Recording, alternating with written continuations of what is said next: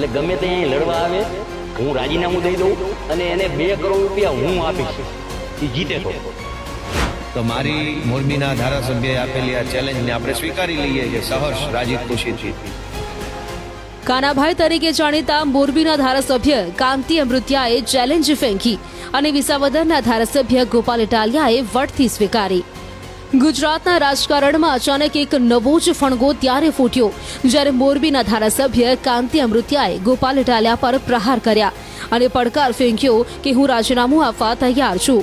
જો હિંમત હોય તો ઇટાલિયા મોરબીમાં મારી સામે ચૂંટણી લડે, જો હારી જઈશ તો ઇટાલિયાને 2 કરોડ હું આપીશ। આ તરફ ગોપાલ ઇટાલિયા લાગ જોઈને જ બેઠા હોય તેમ મેદાનમાં આવ્યા। ઇટાલિયાએ પણ અમૃતિયાની ચેલેન્જ સ્વીકારી અને કહ્યું કે 12 જુલાઈએ 12 વાગ્યા સુધીમાં રાજીનામું આપે તો હું લડવા તૈયાર છું। એટલે ગમે તે અહીં લડવા આવે હું રાજીનામું દઈ દઉં અને એને 2 કરોડ રૂપિયા હું આપીશ, એ જીતે તો મારી મોરબીના ધારાસભ્યએ આપેલી આ ચેલેન્જને આપણે સ્વીકારી લઈએ છીએ સહર્ષ રાજી ખુશીથી। મોડામાં મોડું 12 તારીખે બપોરે 12 વાગ્યા સુધીમાં જો રાજીનામું તમે આપી દો તો ગોપાલભાઈ ઇટાલિયા તમારી ચેલેન્જ સ્વીકારે છે।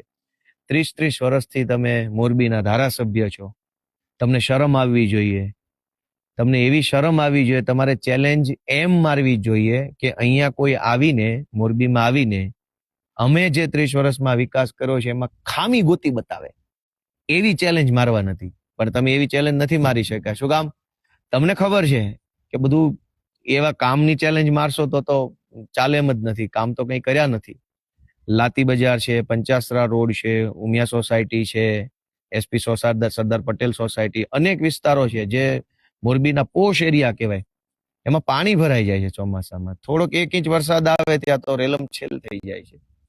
તો 30 વર્ષથી ધારાસભ્ય હોવા છતાંય તમારે હવે મને ચેલેન્જો મારવી પડે છે, એ જ તમારી નિષ્ફળતાનો સૌથી મોટો પુરાવો છે અને તમારી ચેલેન્જ અમે સ્વીકારી છે। વાત જાણે એમ છે કે મોરબીમાં છેલ્લા કેટલાક સમયથી પાયાની સુવિધા બાબતે વિરોધ પ્રદર્શનો થઈ રહ્યા છે। પ્રદર્શનકારીઓ દ્વારા વિસાવદરવાળી થશે તેવી ચીમકીઓ અપાતી હતી। આ જ વાતના જવાબમાં અમૃતિયા ઇટાલિયાને પડકાર ફેંક્યો।